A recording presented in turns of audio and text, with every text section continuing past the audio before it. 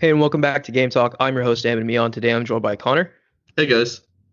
and Mike. Hello. And I feel like we had kind of an eventful week in terms of like video game news last week.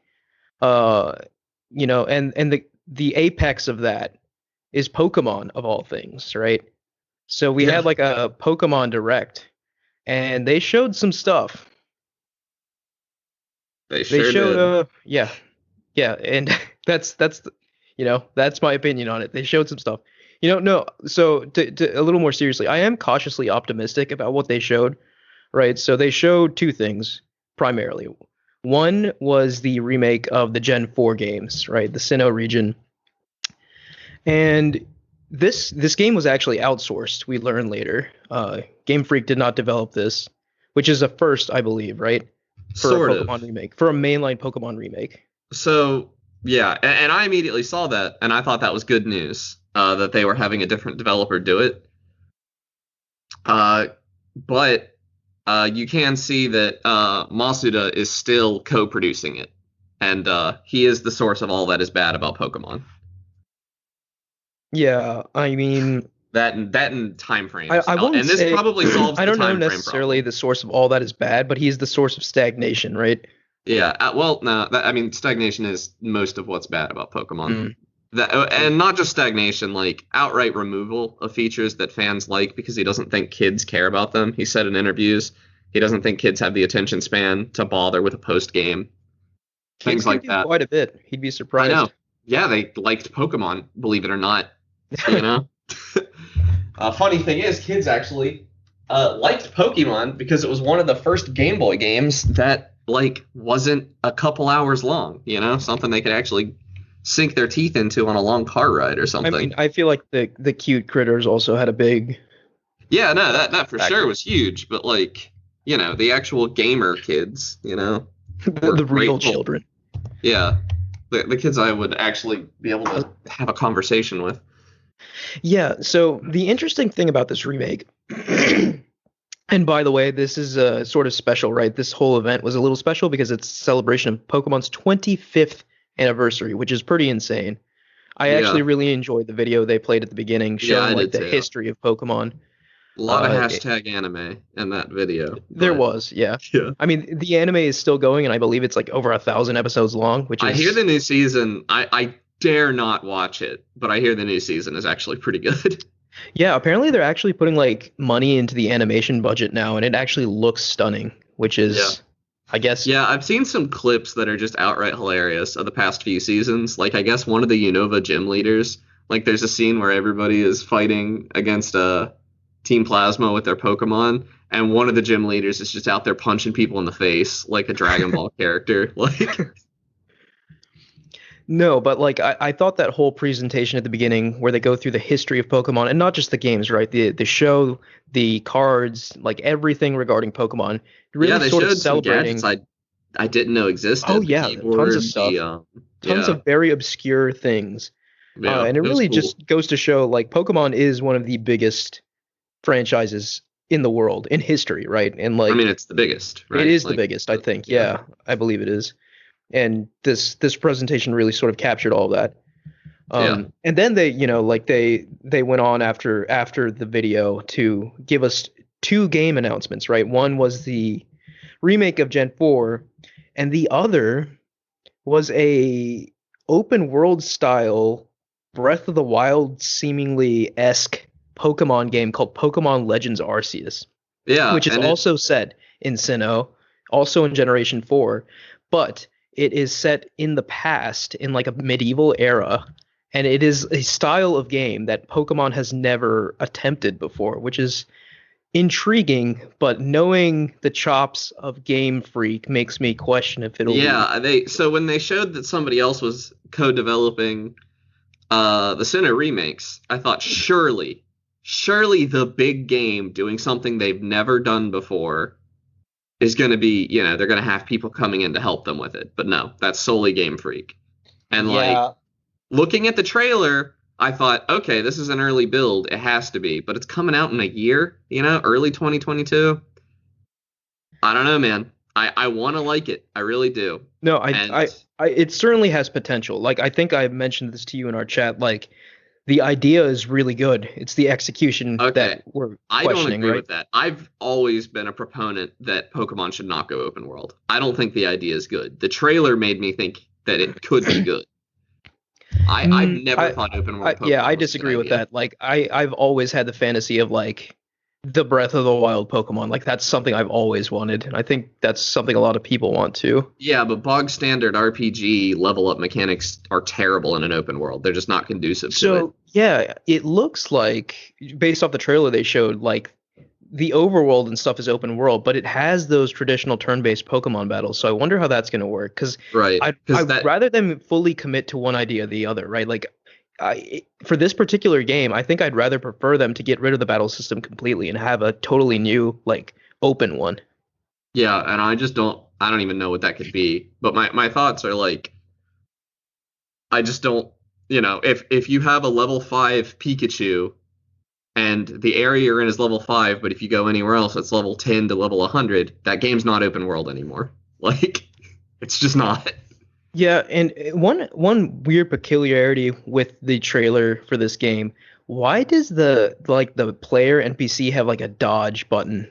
Yeah, I don't know. Isn't that weird? See, that's the thing. It looks so much like a fan game that got thrown together in a couple months in Unreal. Like that's what that trailer came off as to me. It looked like a That's fan game that will never get finished. I think the But intention is that, this is early and stuff, but like I don't I don't know. I really don't. Like I don't want to get my hopes up. Like it could be good, but I'm guessing it probably won't be. It'll probably I just had be my hopes lukewarm. up until I saw Game Freak was in charge of it. Now I'm not like I have no intention of buying it unless reviews are extremely positive. Yeah, and I don't know like Game Freak's staffing situation. I don't know if they like ramped up for this game or what. Like I don't know the I'd bet hard specifics of money they that. didn't.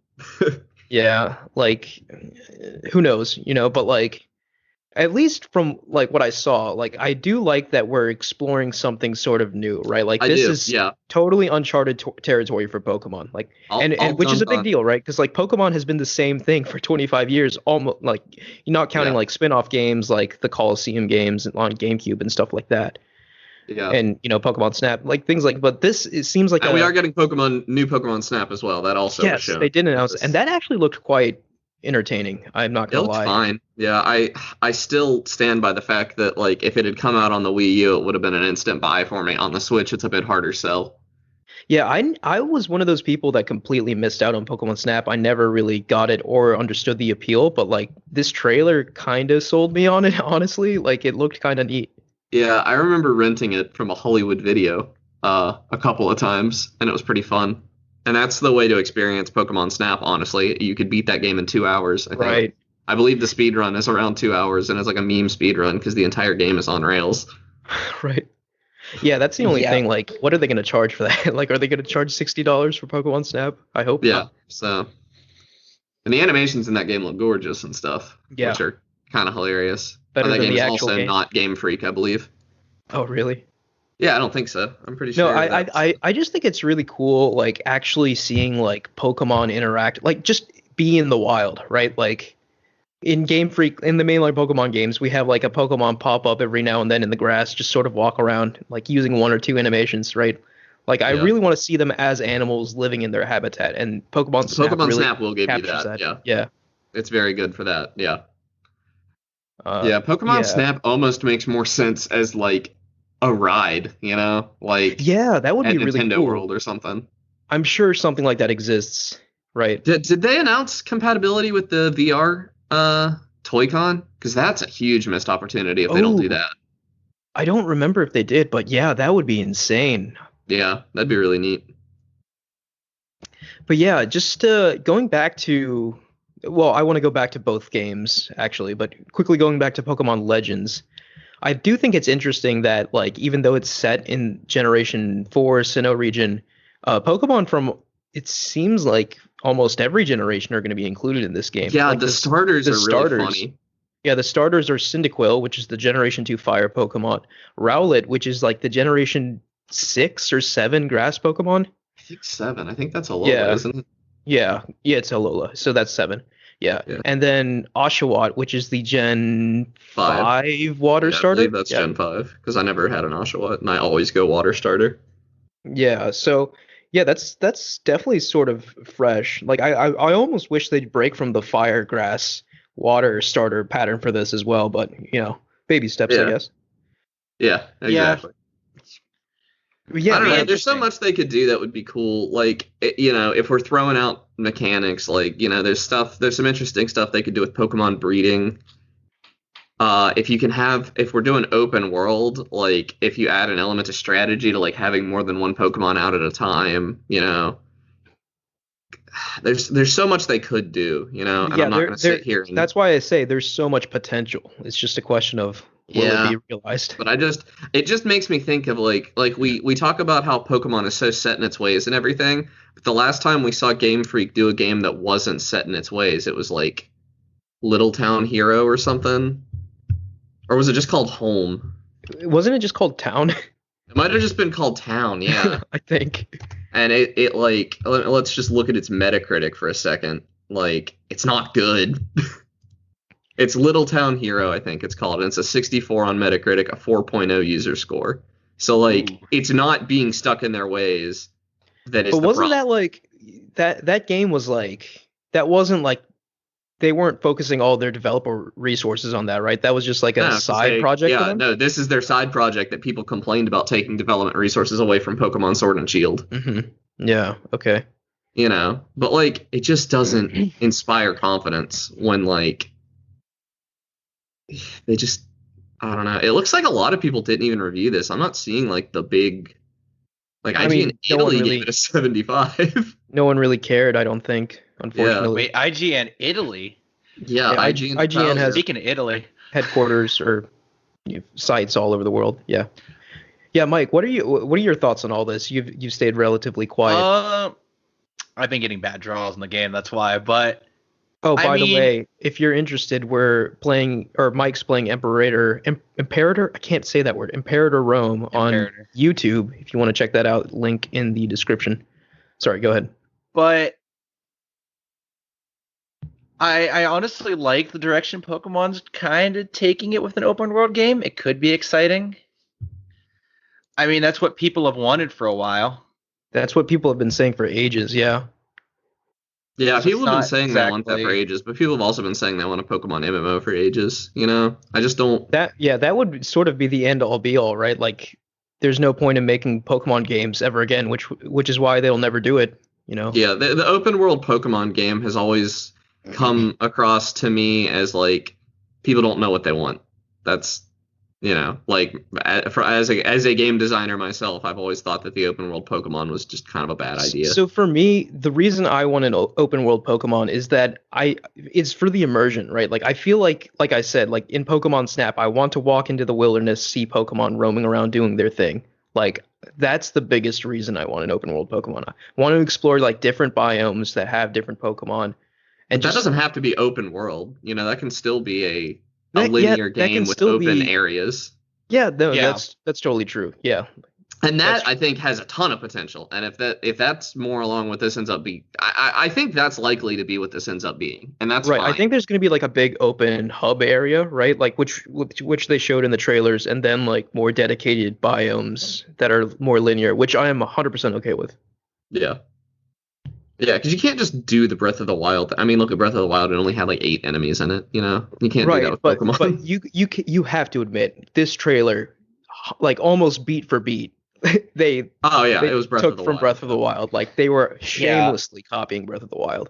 Yeah, and people keep joking that the Sinnoh remakes look exactly like oh my God, what's Link's Awakening? Link's The Awakening. remake. Oh, Yeah, right, right, Switch. yeah, Yeah, and I kind of yeah. want to talk about the Sinnoh remakes a little bit. Yes, let's talk about that. I So like the art style. So my stance on the art style is that Game Freak has shown us that they're not capable of more than this, and the fact that they're doing this instead, well, I think it Game looks Freak's good. not doing this, right? This is the one that's completely outsourced. Is it completely outsourced? I thought it was partially outsourced. No, I believe another studio straight up just made this game. Okay, well I still like the art style. I think it's very Yeah. good. I So, uh, Mike, yeah, sorry, go ahead. before I continue. I just like the chibi, you know. I like it. I think the biggest problem I had with Omega Ruby Alpha Sapphire, and visuals were not the major problem with this, but it did not appeal to my nostalgia for the originals at all. Like, if you hadn't told me going in that it was a Ruby and Sapphire remake and like they had renamed all the towns, I don't know that it would have been immediately clear to me. Like, Yeah. you know, and this, like, you know, I've looked at the side by sides, and this is just uncanny. You know, Yes, it is it's like a very looking faithful at them through remake. nostalgia goggles. Yes. It's very good. So I don't mind the art style, right? Like I'm lukewarm on it. Like I don't really dislike it or like it. But I did have a sort of issue that I couldn't really put into words with this game. And I think that was solidified really well by this post on this video game forum that I read, right? Called the forum is Reset Era. And the user posted something along the lines of, with the Sinnoh remakes, Game Freak breaks a promise that it never made. And the reasoning, I think, is actually pretty compelling and warrants a little bit of discussion. So, ever since the Pokemon remakes were a thing with Fire Red and Leaf Green, right? The remakes would happen in the style of the current generation, right? So, Fire Red and Leaf Green basically happened through Ruby Sapphire's engine, right? And then Heart Gold Soul Silver adopted Diamond Pearl Platinum, and then so on and so forth. Omega Ruby Alpha Sapphire took from Gen 5, right? So naturally you'd think that the Gen 4 remakes would be in the style of Gen 6, and this is the first time they've sort of deviated Gen from 8, that. you mean? Sorry, Gen 8. Yep. Yeah. Thanks for You were correcting off on a few of those, but yeah, I guess you would think you get that, what I'm saying. but I didn't want that, and I am extremely grateful that that's not what's happening. See, I did want that. Like, I really sort of, once this post sort of put into words, I realized I really enjoyed the, exploring that generation through a new lens, sort of, right? So, like, now we're basically just getting the same game, just with an updated art style, right? Before See, I don't agree with like that. the I game think remade in a mechanically- new style. I think mechanically we'll get a lot of upgrades and stuff. Like, it's going to have the contentious EXP share that I love. Yeah, I'm not a fan of that. Really? You like No. grinding your Pokemon individually for hours? Yes. Oh, well, you're wrong. But that's neither here nor there. You You're a can turn it filthy off. casual is what you are.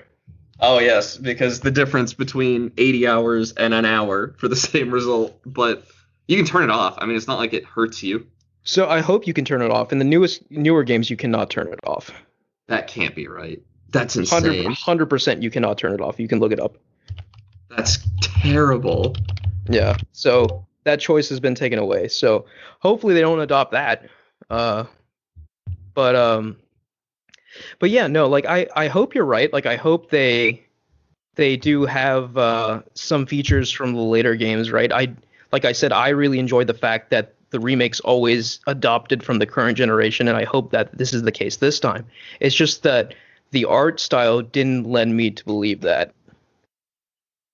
Because even things like mechanics as well as art style is adopted from the current generation when we get a Pokemon remake. Yeah. Yeah, I don't But know. yeah. I mean, if they had showed this game and it looked like Sword and Shield, that would have been an instant no buy from me. Like, No, yeah. See, that's where we disagree. I think that would have made this game more appealing to me because it'd be a fresh take on Diamond and Pearl. I think it would have like wild areas and stuff. Like that would sort of make the game more fresh to me because otherwise, like, I could just play Diamond or Pearl. It would just, be in 2D and not have this art style and still be virtually the same game. Granted that, like, we don't know that for sure yet, but that's certainly the impression the trailer gave off. yeah, I mean, I think it's fair to say it's going to be extremely similar to the original. I imagine it's going to have the typical story changes, and yeah, it'll have trouble living up to the original. That's fair. It will be extremely similar and have trouble living up, probably. Maybe it'll be a faster game though, because if I remember the original Diamond and Pearl and Platinum were really slow. Yeah, people they were meme slow. about how Yeah. long it takes for the But HP bar to it's drop. funny. Like Platinum really sort of improved Diamond and Pearl, in my opinion. And it'd be interesting to me to see if what is it like? Brilliant Diamond and Shining Pearl, the remakes. If they Yeah. take elements from Platinum, or if they're just faithful recreations of Diamond and Pearl. Because I hope they incorporate. Yeah, and that'd be Platinum. the difference between Omega Ruby Alpha Sapphire and Soul Silver Heart Gold, right? Like Omega Ruby Alpha Sapphire had they were basically straight up remakes of Ruby and Sapphire, except taking out all the good things. And Yeah, Heart Gold Soul the Silver, Emerald content. yeah, they added all no, I mean they didn't even, not only did they remove the Emerald content, they removed Ruby and Sapphire content as well. Classic. It was terrible, but Heart Gold Soul Silver, however, like added all the crystal content and then also added a bunch of things that were new in Platinum to these remakes and stuff. Yeah, So we'll see. I hope. Like, do we know anything about the studio that's remaking them? Like, what else have all they? I know is they're not I think Game this is Freak, their and that first. gives me hope. I think I read that this is their actual like first full game project, which I don't know. It's I mean I hope it's really good, but that doesn't Pokemon, inspire too much confidence. the But again, hardest. yeah. I mean, it's a remake for one thing. So like the Right. hardest parts of a Pokemon game are done for you, which are like stats and like Calculation. Pokemon designs, 3D models, all that's done. Literally, all they have to do is like build this world, right? Like the turn-based battle system is not complicated to program with modern technology, you know. Right. Yeah. Yeah. So like the fact that Game Freak keeps messing it up is pretty embarrassing. But you know, that part's there. Like they can't mess up. Like, you know, if they're worried about messing up the balance, it's already there. You're doing a remake. Like just leave the gym leaders the same, the wild Pokemon basically the same. That's done. Like I don't know how they can screw this up. It's kind of a slam dunk. A wild thought just entered my head. What if Sakurai somehow took control of Pokemon? I mean, that poor man would be Yeah. worked to death because he He would would actually be. care. But we would get He doesn't actually care. That's not fair. Masuda's just wrong. Like he and I fundamentally disagree about almost everything regarding the series. But his perspectives on gameplay and just what should be in the game are very conservative, I think, and they don't really update with the times like we see with other like famous people in the industry, right? well, they clearly have updated with the times. They're just going the wrong direction. I feel like you know he's cutting content, adding a really hollow stuff like. And then throwing it away in the next game. Like they would pick one cool thing and iterate on it for a bit. That could be interesting. It feels like the last couple Pokemon games have just thrown a mechanic out there, never to be seen again. For the Right, next we had like the 3 Mega decades. Evolutions that was around for like 2 generations, I think. It then was, we had, it like, was Z-moves. Alola, but only after you beat the game. Yeah. There were Then also we had like- like Z moves for 1 generation, Z-moves, yeah. and now we have Dynamax, and who knows if that'll stay? Probably won't. And what? Well, I'm not even talking about that because like the battle mechanics to just shake it up, they're fine. I don't think they're bad additions, but like I'm partial to Mega Evolutions myself. But that's fine. I feel like Mega Evolutions should just be like 4th evolutions, honestly. I don't agree with that because I would not like a lot of them are kind of ugly. Like they're cool as transformations, if that makes sense. But like Yeah, they. Yeah, the way I see it, like if Goku Goku was always Super Saiyan 3, I wouldn't want to look at him. But when he only does it during a fight, it looks cool. If that makes sense. So, yeah, that's so true. Yeah, like, yeah, I agree. A lot of the Mega Evolution designs are ugly, actually, but like, a few are decent. They're ugly but cool. They don't look okay. I think my problem with the Mega Evolution designs is they no longer look like Pokemon to me. They look way like over designed. Yeah, they look like Digimon. Digimon, yeah. But I mean, the whole system is extremely Digimon, like the temporary transformation and everything. Right. It's very Digimon-esque. I do think out of like all the temporary things they've introduced, Dynamax is probably my favorite, just because it's so goofy, and like the Gigantamax Pokemon actually look kind of decent in my opinion. Yeah, I don't have a problem with any of them, but the thing I'm talking about that they don't like expand upon is like like the Pokemon Camp feature that's in Sword and Shield. They Right. had this weird island ranch thing going on in Sun and Moon. And like clearly resources are going to these, especially the camp feature in Sword and Shield, but they don't like sure it's neat in Sword and Shield, but it's not really anything, but it could be something if they iterated on it a bit, like and actually integrated it with the core game a little Yeah, bit. and to be fair, Sword and Shield are the latest Pokemon games, so we don't know if they'll take it I would further bet or not, $10,000 that it's not in the next game. Like, I mean, I'm not disagreeing with you. I'm just putting that out there. yeah. I mean, I know I can't criticize them for something they haven't done yet, but if history is anything to go by, they're not going to have that in the next game. They're just not. They don't do that. They don't do that. Yeah. For Yeah, whatever but- reason, like you'd think Yeah. they The I don't know. more popular Maybe it they is, the have, more like, a likely it is weird- to be thrown away in the next game. Like the only big change that they've ever kept is double battles, I feel like. Yeah, that definitely stuck. But yeah, like maybe they have like I was just gonna say like an agile mentality. They like to fail fast and But I like don't think they go through have things. failed. Like a lot of these features are fan favorites, and like they just throw them out. I or don't maybe know. they like maybe fail isn't the right word. They like to iterate quickly, I guess. Yeah. I don't know. Yeah, I mean, maybe they really think that they've seen it through, like that there's nothing more they could do with it. In which case, whatever, man. But I just don't agree with Masuda fundamentally on a lot of things. I think the only thing we can't agree on is the EXP share. Yeah. Okay, I understand your perspective. I was only semi-jokingly calling you Yeah, I know, and I was casual. only semi-jokingly saying that you were wrong. I mean, I No. get there's something to be said for like bonding with your Pokemon over a long duration of training and stuff. Yeah. And But but I the don't one like it. unexcusable thing to me is taking away the option, right? Like Yes, that yeah. is just the because the worst, EXP share's always been an option. And that is not like some like game-breaking design decision, right? Like that's been a No. thing since the beginning. That's just willfully taking things away from people who want them. No, yeah, I mean that's absolutely. I mean that takes what it's an if statement. Like code wise, that's not hard. Like I don't know. Yeah. That's I don't that's know. just If wild. statements I are the think that's hardest just thing. that sort of the fact that something like that is in the game makes me think that someone at the top, probably Masuda himself, was just like, yeah, I don't believe people should be playing Pokemon this way Yeah, at all, and therefore I'm not even gonna give them the option to do it. yeah, and I So- don't like that. I never like that. Even when Yeah, I am- don't understand. Like, if you give players the choice, then they can like leave it on by default if you want. Let them turn it off. Like the default can be experience share. That's fine. But like giving the people an option to turn it off should not be like something that you're so against. Yeah, I wholeheartedly agree with that. Yeah, Much like so, giving people the option to continue playing your game for hours after they've beaten it should not that's harder to implement. But like Controversial. the Who wants to play a groundwork, game? the groundwork for the battle frontier. Like I'm not asking for a revolution. Just put in the same battle frontier in every game. It's all I want.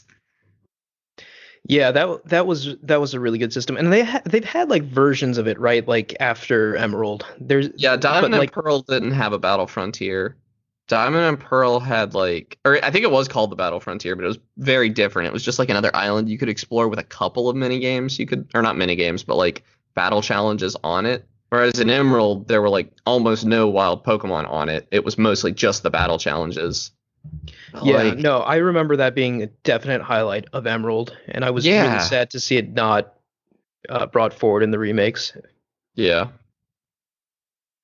Yeah, I don't know. Like we do beat up on Pokemon a lot, but like I think at the end of the day, I am excited that they're at least attempting something they haven't attempted before. Yeah, Whether or not yeah, that turns too. out well or not, I'm glad We've they're been at least begging trying. them for we've been begging them for 10 years now to try something, and they're doing it. So Yeah.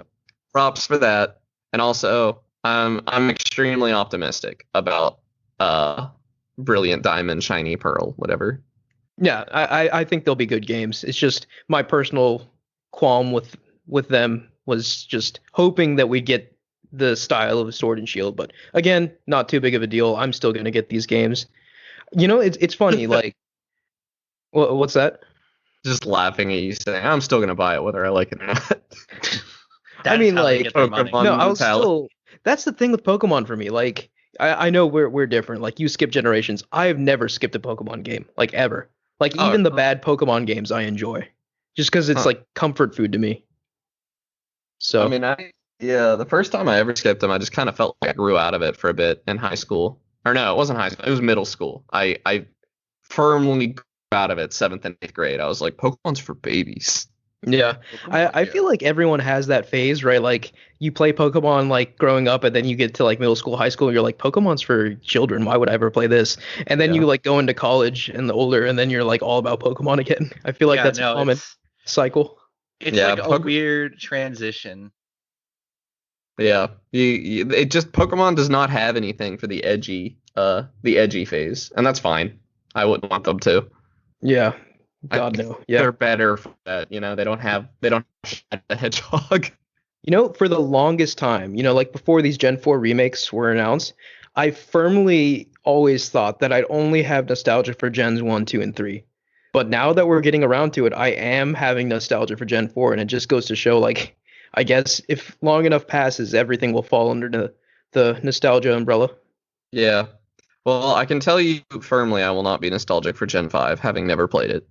Ooh, yeah, that could be exciting for you if the Yeah. remakes are like exciting and you can experience that for the first time. Yeah, my cousin is like super into Pokemon lately, and I'm wondering if he's gonna pick up Diamond and Pearl because I believe Gen 2 was the latest he had ever played Oh wow. before Sword and Shield, which he really enjoyed. So I'm curious his thoughts on Diamond if he gets it. And yeah, no, like I don't know how much further we want to discuss this, but you did bring up an interesting point of like someone who's only gone up to Gen 2 or Gen 1. There are so many people that have only played Gen 1 or even Gen 2, right? But never have gone further. And I don't think Game Freak has been able to capture that audience yet. Like, and I wonder what it'll take. Like, because I I feel mean, like I as big as honestly think Pokemon Sword and is, Shield captured a lot of them. I don't maybe, The but I was promise gonna of say as Pokemon on the big big as screen. huge as Pokemon is, I still think it has like an untapped potential for audience that like was into it way early on but never got back into it. Like I anecdotally I know several people like that. Yeah. So yeah, I I think my wonder. cousin Jake is the only one I do, but Yeah, like it'll be interesting to see if Game Freak can ever like crack the code on that, like bring everyone back. It yeah, would have to be some sort insane. of like I imagine it would have to be some sort of like Gen 1 reimagining to bring people in. Like I feel like that's the only thing that could do it. Yeah, I mean, Let's Go was a huge attempt at. Well, you know what? I bet a lot of them played Pokemon Go. Yeah, a lot of them did. Yeah, I bet. Yeah, Uh, well, not a bet. I know. Like Pokemon Go's numbers are indicative of that.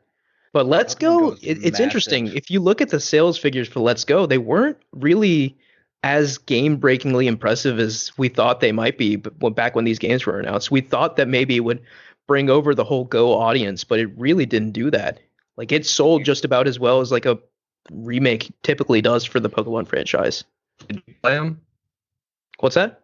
Did you play Let's Go? Yeah, I played Let's Go Eevee. Okay, the Patricia choice. Yeah,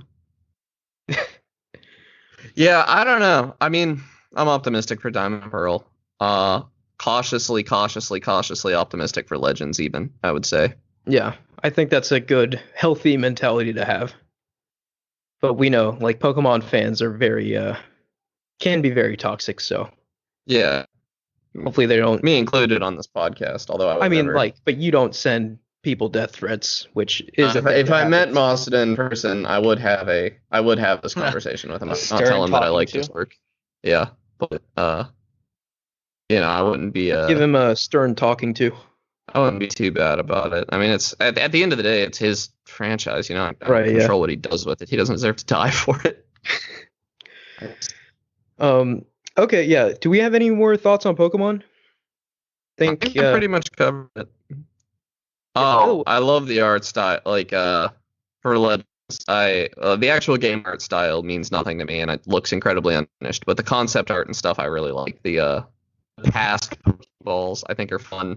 yeah. The It is action interesting to me is that the word like people have been throwing around.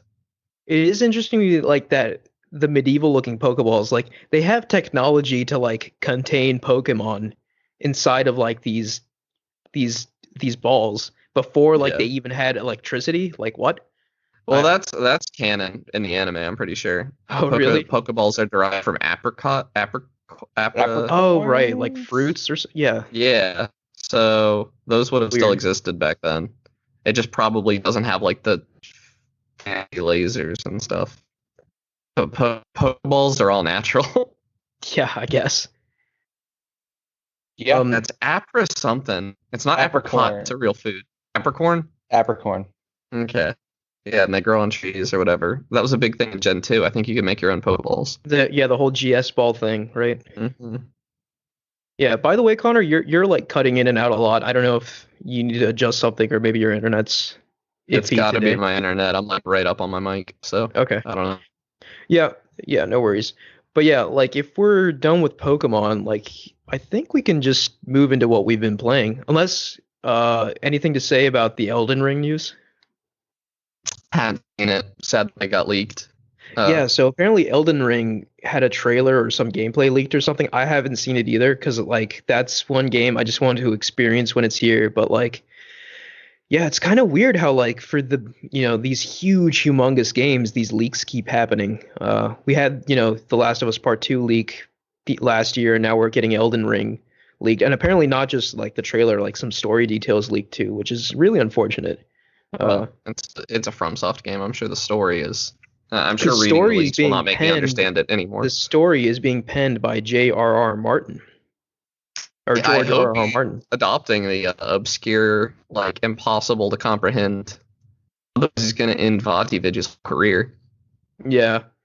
Yeah, I like it's interesting because like they said George R.R. Martin is contributing to like characters and story and lore and stuff, but like just sort of seeing how that marries with Miyazaki's style, like I think is a very sort of intriguing premise, right? Yeah. Like If I can Miyazaki's very understand Elden Ring, mysterious, very like obscure, subtle sort of storytelling and Yeah. lore combined with Martin's like labyrinthine, like very sort of politically driven character development and plot Yeah. points and stuff.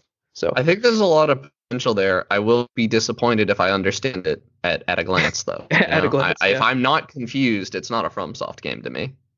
right, yeah. It's got to Or- start with like a Yeah. very cryptic dark cutscene, Yeah. Yeah. Something that I spent the entire rest of the game wondering how it was relevant because it seemed completely out of left field. And only when you like read some text on like this This obscure pair pair of of boots that I got boots off that of a you guy find, at the you'll bottom fully of a understand. well. Yeah, exactly. Oh God, I love those games. Me too. Okay, The way so you're describing it sounds like it's like awful, but somehow yeah, some way. no, yeah, like It strikes a chord with me. I love it. It does, yeah, and definitely like that. Their weird style of storytelling isn't for everyone, right? Like a lot of Yeah. people don't even pay attention to the story in these games and just play it for like the atmosphere and like the bosses and stuff, and that's totally fine too. I But think Hollow Knight does that storytelling. It kind of does a later version of that, where like if you're really paying attention as a standard player, you can kind of figure out what's going on. Whereas I feel like with Dark Souls, like it takes a special kind of person to have any idea what's going on. I kind of Yeah. prefer the Hollow Knight version, where like me as a normal human being, as a mere mortal, I can play through the Right. game and have a pretty Yeah, good idea. of the let me lore. be absolutely clear. Like as I'm playing these Souls games, I have no clue what's happening, right? Like I Yeah. have to look up videos on YouTube afterward to understand the story. I'm just here for the atmosphere. And No, I like, typically do come up with headcanon as I'm playing through the games, and it is sometimes jarring when that gets broken by Yeah. the videos that have evidence and stuff. You know, but I like it's amazing how he constructs the world, right? Because like, much like real history, like you have some bad actors that are telling you a false account, and then you have to like, and maybe there is no like true account of what happened, just like offhand, documentation of what happened. So you have to sort of piece together things yourself after reading all these perspectives. Really, sort of, I feel like historians would be really into Souls games, yeah. Yeah. Okay. Yeah. Elden Ring. I'm still looking forward to it. I'm not going to look at any of the leaks. I'll experience it when it's ready. Right. Same. Yeah, I literally forgot it was a game for a while. That's Okay. fair. You might. People yeah, talk you're- about Elden Ring like it was announced a decade ago, and it was only like 2 years ago or something that was announced. It feels like I mean, forever. it is, like it is a while. Like if you announce a game like 2 years and then don't say a single thing, it is kind of annoying, right? Like, and then Breath of why the announce Wild it? too. What's that? Breath of the Wild 2? Yeah, look. Has it been 2 years or is it just one? I think it's I just think it's been only one. been a year. Yeah, Okay. Well, it still Yeah, it sucks. hasn't. it still Now, sucks. Dying Yeah. Light 2, that's a game that's never going to come out. I thought that game came out ages ago. Nope. I thought it did too. Recently, news came out that the entire development team got like cut or something. That's not good. Yeah, it does. You don't want that for your video game. First, the lead writer left because it was Chris Avellone, and that's what happens when you are awful. Then apparently the dev team is like disappeared or something's happened. They just disappeared. I don't They've gone remember missing. exactly what God, happened. it's part of the Yeah. viral marketing for the story of the game. I hope not. I was so excited. I like the original Dying Light, but man, Never played it. I know the name, but I don't know anything about it. I had no idea No, that it had such a tumultuous. Yeah, I've heard a lot Yeah, I about the did- first game, and it seems very interesting. It's like it's a very fresh take on like the zombie open world survival horror genre, and it has like parkour and stuff, I believe. Seems That I don't know, does it not always- sound like it's for me. it looked interesting to me. But anyways, you guys want to talk about what we've been playing? Yeah, who wants to go first? I can go first. So I want to talk about two things.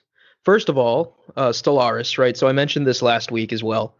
I progressed further into the game, right? And let me just tell you, the number of like systems and subsystems and like just menus and tutorials to read through in this game is just so overwhelming, and I love that about it. Like I throw the more like obscure, complex systems your game has, the better for me, at least. Like I love like diving into these things and learning how they work. But so me and my cousin were having a good time playing Stellaris, but like we got to like I believe the mid game, right? Like where all of our galactic empires sort of expanded and stuff like that. And then like we stopped having anomalies and we stopped having like quests to do, and it was just sort of stagnant, and like the only thing left to do was to like go to war with each other.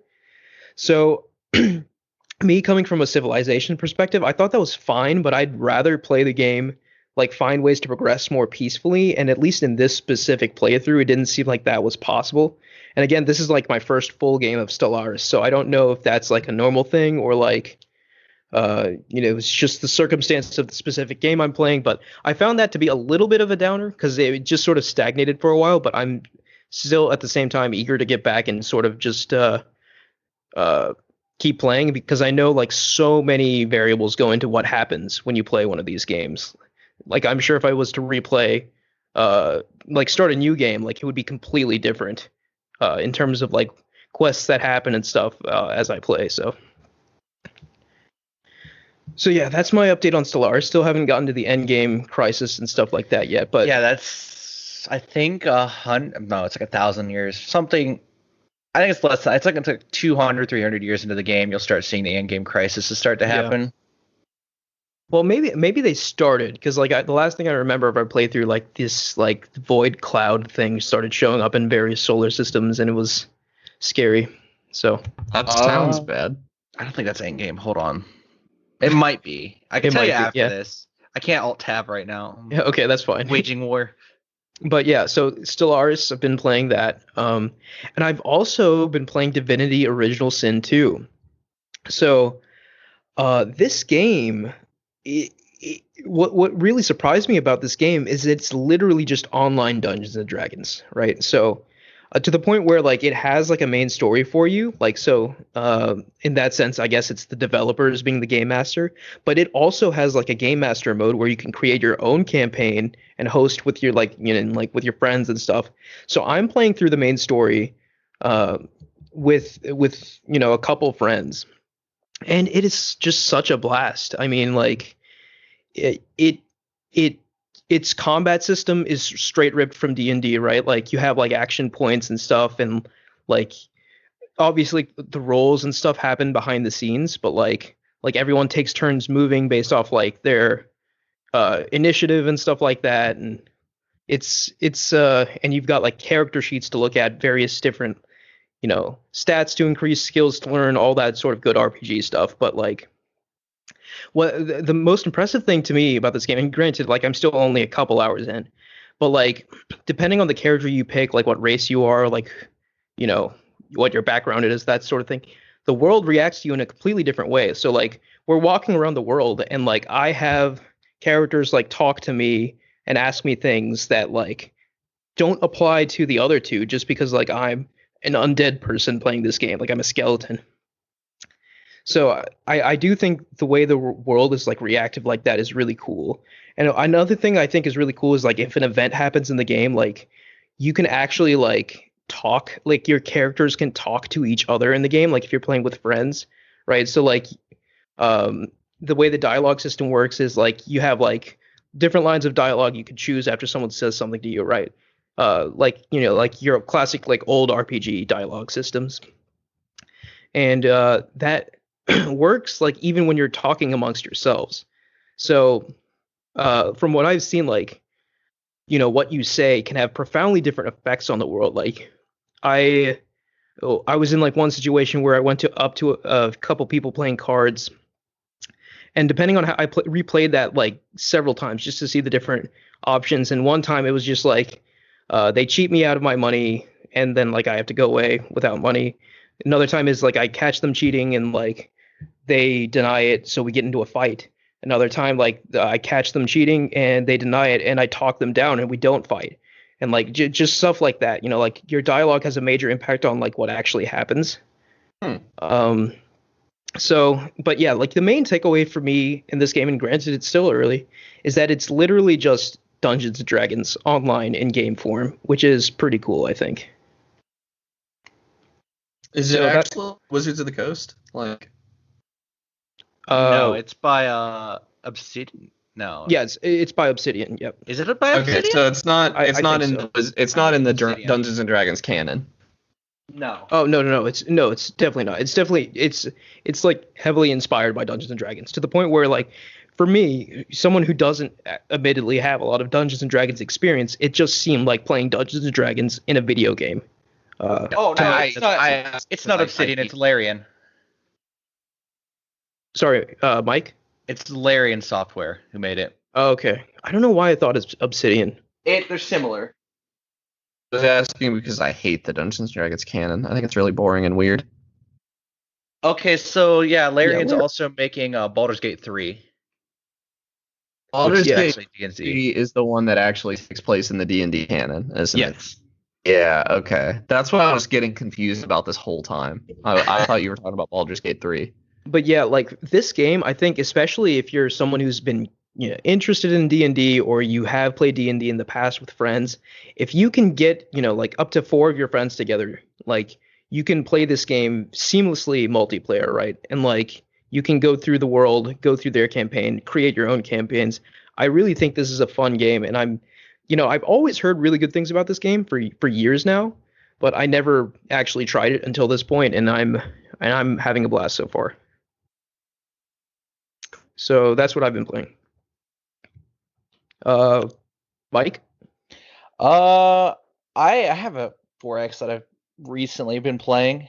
Well, not recently, but I've been playing it. I've been playing Endless Legend. Ooh, yeah. So that was made by the same people who did Endless Space, right? Yep, same people. So, Amplitude, I just know they're always quality every time.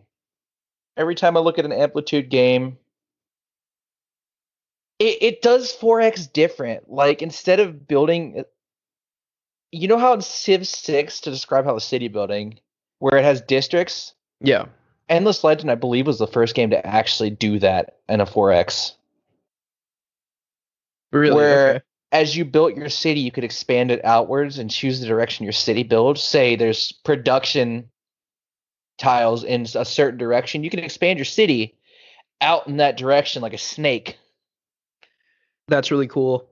Yeah. Like, yeah, one thing about these strategy games that that kind of bothered me was that like you could add all these things to your city, but it would just like look the same, right? Like I know Civ 6 changed that a bit with districts, and it sounds like this is even leans more into that, which is cool. Yeah, it does. It does a lot of work for you, and I just like Amplitude games because every faction also plays different, which another bonus because a lot of the problems with Civ was you'd pick a Civ and your early game, your mid game would roughly go about the same unless you were playing aggressive. Amplitude doesn't like that. And I feel like Amplitude loves shaking up the 4X genre with their games. Yeah, And yeah. Go ahead. Sorry. even the tech trees are nice because you don't have to research every tech. You got there's still eras, but you only have to do maybe like 3-4 techs of an era to go to the next era. So you can pick and choose what you want. Yeah, I think I really need to get back to Endless Space too. Like I tried that a few months ago, maybe now. Yeah, and I enjoyed it, but got distracted. Need to give that a deep dive. How would you say Endless Space compares to Endless Legend? Is it basically the same thing except like one's in space and one's not? One's a little bit Endless Legend is a little bit more kind of obtuse, really. It's like fantasy based, right? Yeah, it's fantasy based. They're all in the same universe. Oh, that's fun. That's interesting. Yeah, they put themselves in the same universe. So one race you see in like Endless Legend is actually just the Vultures from Endless Space. Same group. Just kind of transplanted in a fantasy setting. Like everything else sets the same. That's actually really neat. I like that. Yeah, I really like what Amplitude has done. And I can't wait till they do more games. Plus their DLC is usually good. It's usually pretty balanced. It's usually pretty balanced. I don't know. There's some Endless Space ones that are iffy. So what do you think they'll do next? Do you think wait, so is there an Endless Legend 2 or just an No, Endless just Legend? Endless Legend. It went Endless Space, Endless Legend, Endless Space 2, and they also did Dungeon of the Endless, which is a roguelike. Okay. So you think that maybe like Endless Legend 2 or maybe something new would be next? Or maybe Endless Space 3. I don't know if that did I really don't well think for they're them. doing Endless Space 3. They're still doing DLC for Legend and Endless Space. Hmm. I think the only reason they did an Endless Space 2 was because Endless Legend or Endless Space 1 was not exactly major publisher funded. It was Yeah, largely okay. an independent venture, and Endless Space 2 was funded by Sega of all people. So they now have big budget money coming towards their games, which is always a good sign, especially for small indie devs or small devs from like France or something. Like it's always nice to see. Yeah, that definitely seems outside of Sega's wheelhouse, but props to them, I guess. Now Sega has a big 4X catalog Yeah, I was now. gonna Really? say Sega's wheelhouse is bigger than you realize. Yeah, Yeah, you're definitely right. Like I mean Sega you say owns Sega Creative and I just think Assembly. of Sonic. So Yeah. No, Sega does all kinds of stuff. They have a nice stable of kind of strategy games because they also own Total War. really, okay, I didn't know any Yeah, of this. That's really interesting. they have a whole stable of games, which it's really good for Sega. Yeah, And you know, like diversity is always good. yeah, diversity is always great. But that's all I've been playing other than Imperator, which I've been playing in the background and kind of getting garbage rolls half the time. So It been happens. fun. Happens. Okay, Connor, I've been playing Super Mario 3D World, and I said that gotta last. give Nintendo. What was that? I just said you said that last week, but that's fine. No, I didn't. I said Bowser's Fury last week. No, you said Bowser's Fury the week before that. Really? Well, Yes, I gotta last say, week you did say 3D World. I've still been playing 3D World. Oh, last week I forgot. We even recorded last week. Anyway, the online works, and that's really what I have to say about it. I have beaten it now. We're working on 100%ing it. You know, we've done the extremely hard stages. At no point is the latency bad, really. You know, it gets a For a little laggy Nintendo every game, once in really? a while. Yeah, That's impressive. I played through the entire game in online multiplayer with my buddy Tyler, and it just worked. And that's really what there is to say about it. Obviously, Super Mario 3D World, I've already said it's an excellent game. It's really all I've been playing the past week. It's just really good. Yeah. I'm gonna 100% it this time. This is not the first time I've played really deep into it. I've seen the credits before, but we actually got to the last level that you don't have to 100% everything for yesterday, I believe. And we're probably gonna wrap up 100% tonight or tomorrow. That's cool. Yeah. Yeah. I always thought like the multiplayer in that game was probably the most attractive feature. It always looked fun, like Yeah, going it's through really levels with your, because it's like competitive, right? Like and cooperative. it's confusing. It can be competitive if you want to. I'm kind of particularly good at 3D platformers, so we're not really playing it competitively. Because that just wouldn't be fun for anybody. So we're playing it by and large cooperatively. And it's really fun multiplayer. I will say, like, the one weird thing, and this has nothing to do with the online functionality, that game is just straight up easier single player, like way, way, way, way easier. Really? Yeah. Every part of it except boss fights gets harder in multiplayer, essentially, just because the levels are not like it is. They are and they aren't designed to be multiplayer. Like there are things that if one player starts doing it, the rest of you just can't do it, and you're kind of stuck. And like you all share a live Mhm. pool. Yeah. You know, we Plus, I used feel like whoever picks Peach has like, a massive advantage. Yeah. yeah, she can like and fly. what's really been killing us is my buddy likes to play as Toad, and Toad runs so fast that I will die because the camera follows him running so fast ahead of me. If there's a straightaway or anything, I don't die typically. It puts you in a bubble if you go too far off screen. Yeah. Much like New Super Mario Bros. And stuff, and that's what happens to me constantly. If there's a straightaway or anything, Toad will pull ahead. Oh, sorry. Canonically, it's Buckenberry, the blue Toad. But I'm sorry, he what? has a name. Yeah, the blue Toad is Buckenberry, and the yellow Toad is That's- Oligold. That is I canon. don't know if I like that. That's just canon in the New Super Mario Bros. Wii manual. They named it Buckenberry. That's not a good Buckenberry. name. No, it's not. Neither is Oligold. No, it's not. Yeah. Also, you get to this is actually really adorable. In the Captain Toad side missions, they're multiplayer now. I don't believe they were before. And players other than player 1 play as like the rest of the Toad Brigade. That's cool. So like the cute little blue Toad with the glasses and stuff. It's really adorable. It's weird that I don't think Toadette is an option, which is kind of weird, but Wasn't Toadette like only a thing for one game, but like became viral? I think Toadette was in like Mario Kart. Oh No, no, Toadette- no. it was Peachette. Yeah, Peachette is what I'm thinking of. Peachette Yeah, was in one okay. game, yeah, and went viral, yeah. That doesn't make sense at all. It only but- went viral because people imagined putting the princess yeah. crown on On Bowser and Boo and yeah. and Yeah. Twitter went nuts. Yeah. Ugh. But yeah, that's really it. It's just a fun game, and if you're holding out because you're not sure the online multiplayer works, don't, because it does. And it makes me wonder, and it also upsets me, because I feel like it kind of proves like Nintendo could do it. Nintendo can do it, they just won't. Like They don't want to it kinda invest in. sucks. Like Yeah. God, Nintendo and their online multiplayer. did is always a the, bad did the time. original 3D World have online multiplayer? no, that's new. Okay, so that's I thought it. Oh, it was surprising. local, wasn't it? No, it was all local on okay. on the Wii U. Yeah, so maybe this is a sign of things to come. Yeah, it really upsets me honestly, because the fact that this works and Mario Maker doesn't makes Maybe no they sense. figured it out. Maybe Because this is maybe just an extra axis, like yeah. because I would play if Mario Maker was like top to bottom a multiplayer online game, I would play so much more of it. Well, what well- do you mean by that exactly, right? Like, so you want to play through Mario Maker levels with people? Yeah, and you can do that. You can do that? Yes.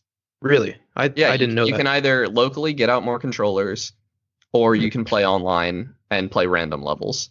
What's Yeah. really annoying, it doesn't work very well. It has huge lag, huge latency. It's almost unplayable. But even beyond that, they clearly don't like it very much. Because like you can't play Super Worlds multiplayer with friends. You have to download worlds in advance if you want to be able to pick your world. Otherwise, it picks one completely at random Oh, if you're playing Nintendo. online. Yeah, it just doesn't make any sense. If you're playing like local co-op, however, you can just pick a world and instead of hitting play, you hit play with friends, and you can just do that. I think you can do that with Super Worlds as well.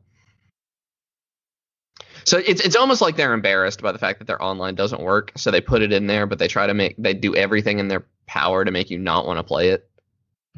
But hey, It's maybe so maybe bad. they've got it figured out now. You know? Yeah, I mean, if they would fix Mario Maker to be online, I would play it so much more. But I think it's more likely that I'll have to buy Mario Maker 3 to get that. Yep, that's where I'd put my bet too. I still have yet to play a Mario Maker game. I need to check that series out.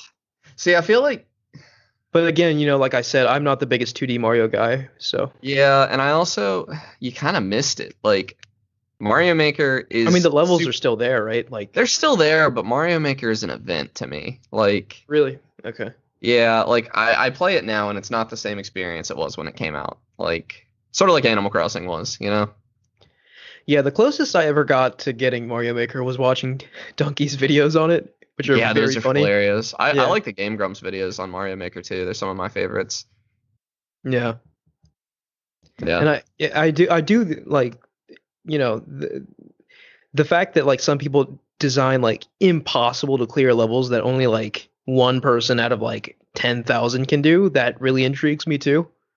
Yeah. Just like watching play someone those like very much. I don't think I'll ever attempt those, but like just seeing the successful clears of those on YouTube is always enjoyable. My favorite Mario Maker experience probably was me and my friend Tyler makes a lot of levels, and I started speedrunning them. I just wanted to keep the world record on all of them. And one of his other friends that I don't know, some guy named Paul, noticed I was doing that, and he started taking all the records. And like for a month or two there, me and Paul were trading back world records on these levels every couple days, and it was like super fun. Yeah. But I kind of fell out of it, played some other games. Yeah. Paul pulled way ahead, and it's not fun anymore. Tyler's the D&D guy, right? Yeah. Yeah, you should tell him or ask him about Divinity Original Sin 2. I'd be curious to get his thoughts because I know he's like very D&D savvy. Well, it's a PC game, isn't it? Yeah. Yeah, he doesn't have a PC. Well, it's on console too. It's on PlayStation, okay. Xbox. Yeah. Well, I'll get his opinion on it if he's ever played it. Because I Although, as think far as like I know- if he hasn't, he'd be really into it. he's not a big RPG guy. He plays Skyrim and stuff, but mostly plays Halo. Oh, really? Well, yeah. Like I said, like this game's nothing like Skyrim. It's basically like D&D. Like I don't. Yeah, like there's He no really way likes to Fallout, describe too. it in that it literally is D&D. Like I guess he is an RPG guy. He loves Bethesda RPGs at least. yeah. Anyway, that's all I got. RPGs. All right, and that's all we got. That's going to do it for us today. Thank you guys for listening. You can follow us at @Podcast Game Talk on Twitter. Please rate, and review us on any podcast service you use, as well as YouTube. And click the link in the description to join our Discord and talk to us there.